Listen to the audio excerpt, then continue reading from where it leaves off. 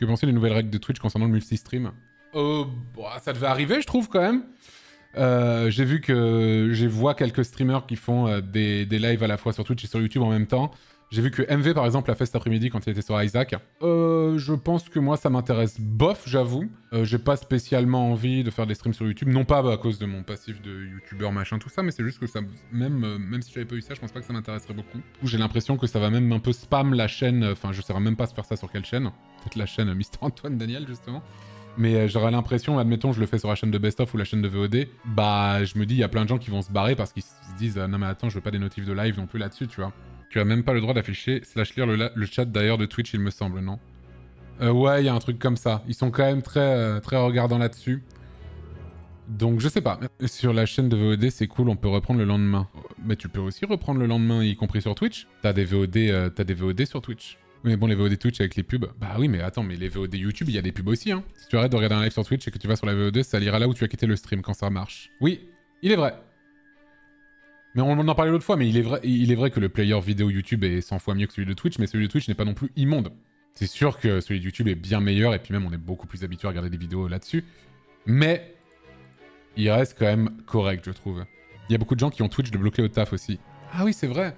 Ah oui, c'est vrai qu'il y a... Au taf, il y a plein de sites qui sont bloqués. Mais si Twitch est bloqué, je pense que YouTube doit l'être aussi dans ce cas-là. Mais chat à vomir sur YouTube. Bah, c'est pas la même ambiance, quoi. Sur les VOD Twitch, il y a le chat ainsi que la sauvegarde de là où tu t'es arrêté. C'est vrai qu'effectivement, quand tu regardes une rediff de live sur Twitch, bon, elles disparaissent au bout d'un certain temps, sauf si tu les mets en temps fort, mais globalement, elles restent genre 2 mois, un truc comme ça. T'as le chat sur le côté, ce qui est quand même vachement cool. Pareil sur YouTube. Ah bon?